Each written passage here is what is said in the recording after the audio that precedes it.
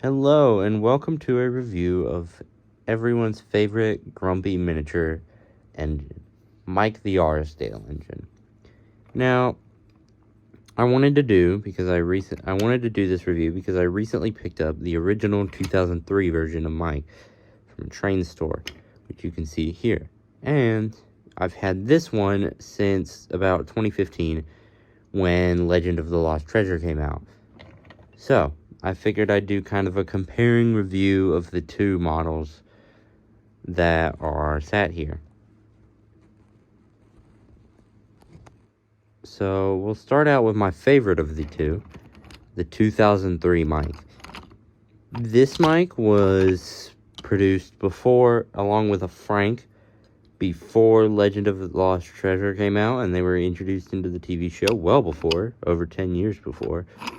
And this Mike is based solely on the Railway series books, which he was released along with Frank, which is kind of a weird combo, I think, of Arlesdale engines. They didn't make a Rex or a Bert, or even Jock for that matter. Just made Mike and Frank. Now, Enterprising Engine 93 has used this very mic, well, not this exact one, but one of these mics in his series along with Frank, which I think is notable. I really like the simplistic design, very reminiscent of the old wooden railway models, such as this Dodge, or another better example is this original Oliver that I have.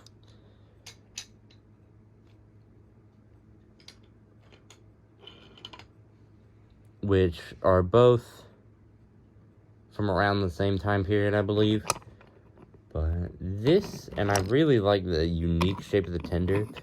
They could have gone for just like a generic Fowler tender like they do on all the other engines, but they gave it this unique shape that works for the Arlesdale engines. And they keep that on this one, which we'll go to in a minute.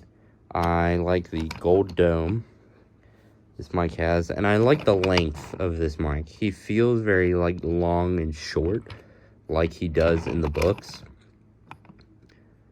He has where I believe his builder's plate would be, and he has Arlesdale on the tender, of course, and I love the blue lining that he has. However simple it may be, it's a welcome addition, as well as this face, which I absolutely adore the face on this mic. It is just, I love how, mine's a little damaged in the eyebrows, but I just love how his expression isn't just like a generic smile. It's more of a, like, kind of mischievous almost grin, which I really like, and it really fits the character of Mike, I think, in the Railway series and the subsequent CGI series, although this came out before, like I mentioned earlier. I like his tiny boiler, which a lot of the engines had, such as Henry back on the original ones, but I think it works for Mike because of his overall size.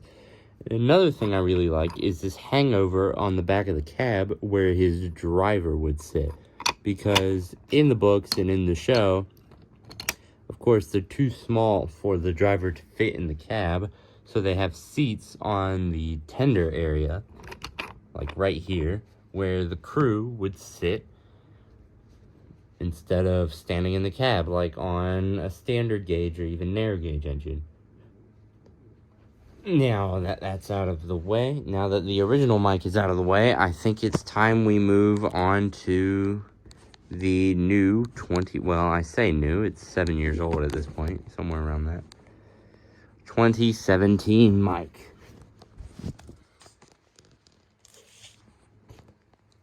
Right, now that the original mic is out of the way, let's go on to the new, or the latest version of mic made by Wooden Railway. This one has a face very accurate to the CGI series, I think. He has, again, that wonderful blue lining, and where the builder's plate would be, and he's got handrails and a smaller, more accurate nameplate, but I mean, And he also has a lamp on the top of his funnel, which I really like. I think it's a neat feature. He's all red. He's got red wheels with the tender. He doesn't have the overhang on this mic. It's just flat.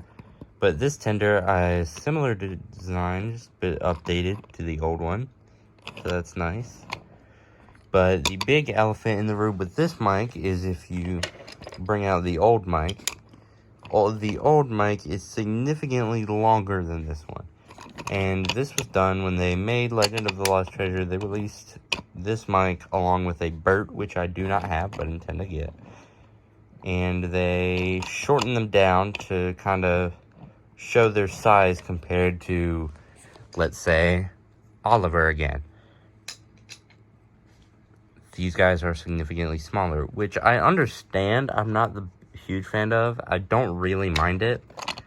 I do think it kind of fits them a bit, but I personally prefer the longer version of mic here. But that's just me. So overall, I'd give the original mic about an 8 out of 10. There are some improvements, but a lot of that's just down to the time. And the new mic, a 7 out of 10, because it's made a lot of improvements on the original. I just don't like it as much. So, yeah, that has been Special Funnel Studios signing off.